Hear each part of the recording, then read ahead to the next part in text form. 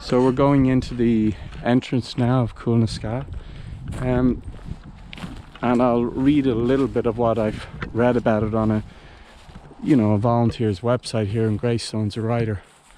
So first of all, we have this beautiful entrance stone here. It has a painted lady on top, butterfly.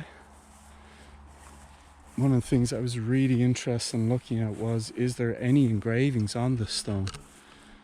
You know, which are constellation based, or your typical spiral marker. Now, of course, these would have had a bit of wear and tear over time.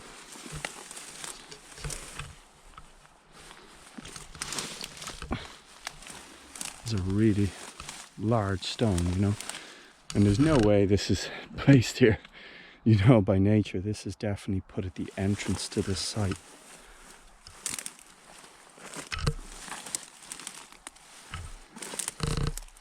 Now, over time, water would probably wear away most marks on this. And one of my questions for the archaeologists that could work in this project, Yvonne Whitty is one person I was thinking of, is would there normally have been carvings on this? And if there was, is there any way by doing a laser scan can we gather back some of that information? And there's these high quality laser scans we can do now that will give us that reading of the rock and show the smallest indentation in the rock that hints at some kind of structure that was there previously. Anyway, we'll walk inside now. And here we are entering the Rath.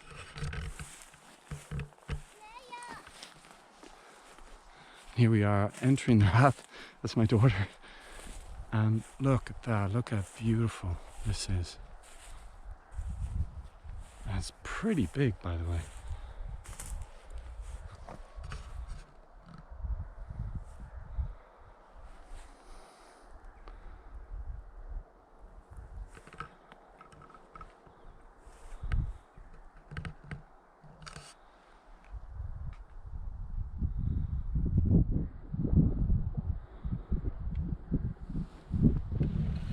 Lift this up here so you can maybe see the sea above.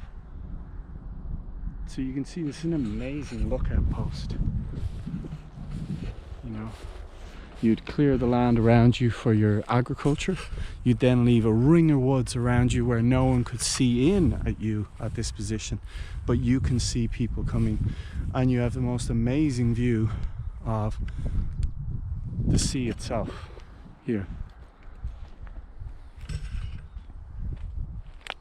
So I'll just get my notes out here that were written on this website by a local journalist.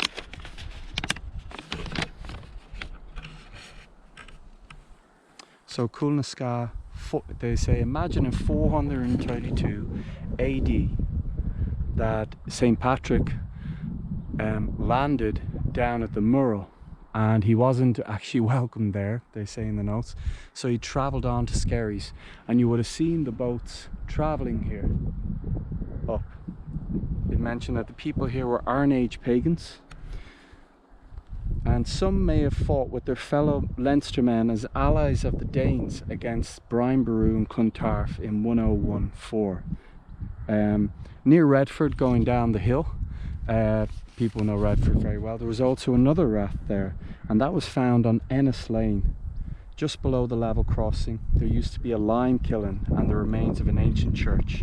Here was Rath Down, and that's where that name comes from. So Dunleary Rath Down, that was the original leader in this area. So, you know, once again, the suggestion that I'm making is that locations like this are so special. We are so lucky to have these. Look at the view there of the mountain.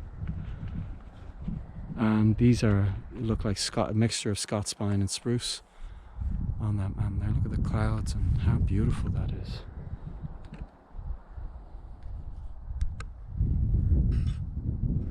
You know, I just think we're really lucky to have this kind of stuff.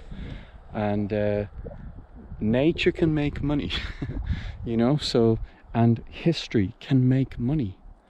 Our tourism earns billions for our country every year, And this type of location should be celebrated. You know, in my opinion, there should not be a golf course on it. It's the last thing that should be around this.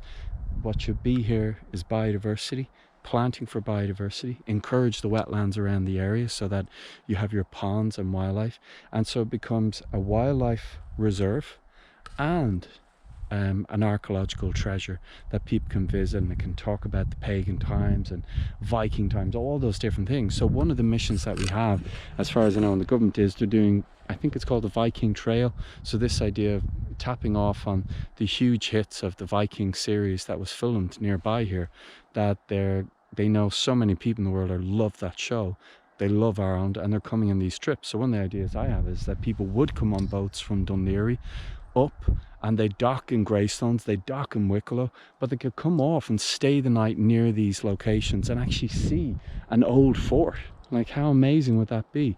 The main reason I'm interested in this stuff is, as an artist, I really believe that culture pays for itself, and it pays for the people who want to work in culture, and it pays for the thing I'm trying to join it with. And I was mentioning this to Yvonne Whitty, local archaeologist, that we need to fuse biodiversity with archaeology. So the archaeological sites, rather than just sitting dormant and the government not having money to do the excavations, and the government won't have that much money going forward. Like, after COVID-19, we're going to have serious issues with finance. So we need to have everything having dual functions. So as I mentioned earlier, you do a LiDAR scan of the land, you make sure there is nothing would be damaging by planting trees in certain areas, and yeah, and you really turn it into a beautiful reserve with the archaeology present, with beautiful signage, and with a potential learning centre. And the learning centre is the golf centre. As far as I know, I think that's the golf centre right there. So you already have a building included in the price potentially. So you know, I don't want to talk about money when I'm in this location, but you know, I've sat here and it's been really spiritual, and now I'm trying to do what I can to save that, to really have it appreciated. And all the local schools can travel here.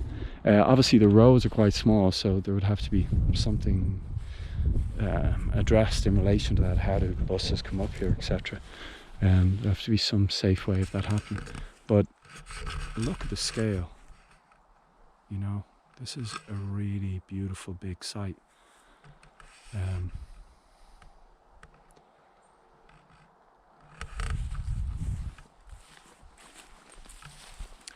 Okay, thank you very much.